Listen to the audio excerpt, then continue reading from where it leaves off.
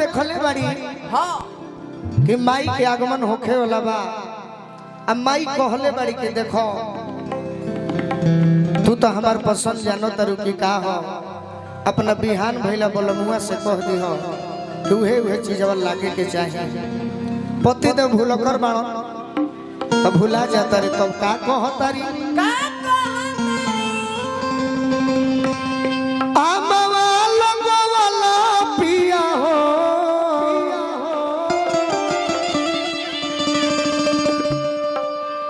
महुआ रे लगवाला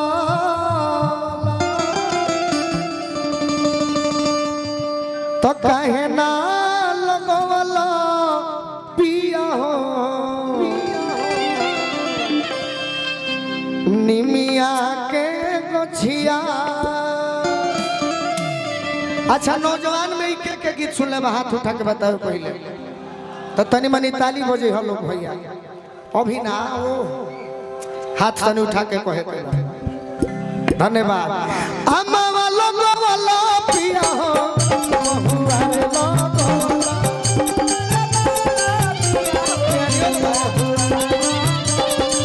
अम्मा लोगो वाला पिया हो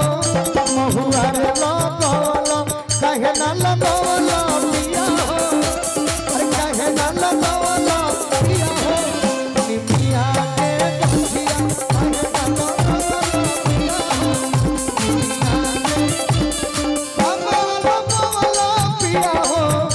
महुआ रे लगवाला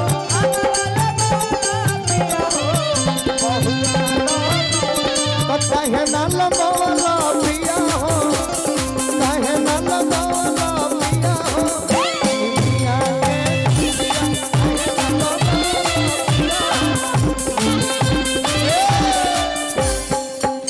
यही गीत में हाँ एगो धुन भी बड़ी मार्मिक धुन हो। ओ भोजपुरी के ओरिजिनल अभिनेता के भिखारी ठाकुर जी के धुन हो। जय श्री जय पति देव जब बाहरा जाए के तैयारी कैलन हाँ तो पत्नी कहली कि बाहरा का करे जाता नहीं का करे जाए दुआर पर के रौरा पुआरा बाहर हम नो त हमरे बुझाई के रौरा रूपे बाहर होता तो जे पति देव कहल कि प्यारी देश बनी देखे रहो प्यारी देश बनी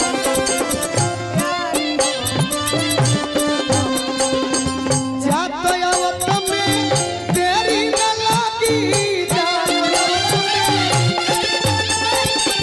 जात आवत में देरी न लागी जैसे घोड़ा के रे संदेश बनी देखे रहो।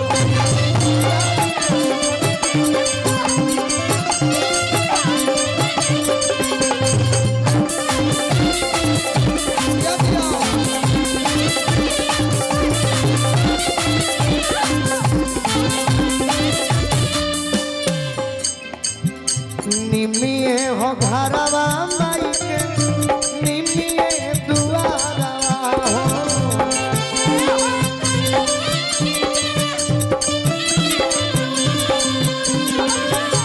भावे नाही को बहुई का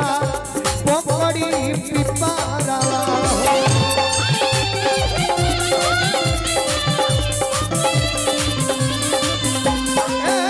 भावे नाही को बहुई का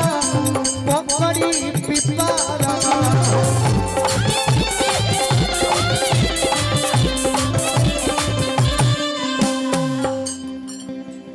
अनारो लगवाला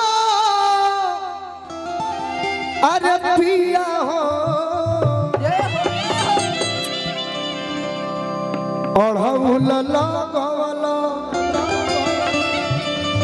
अनारो लगवाला पिया हो अढ़ौल लगवाला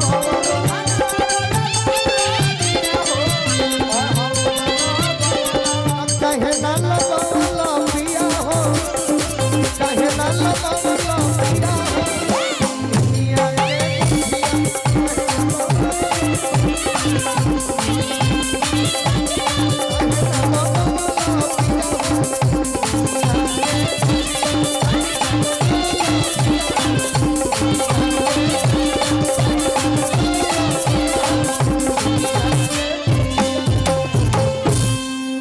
प्रेम से बोल दी काली मैया की जय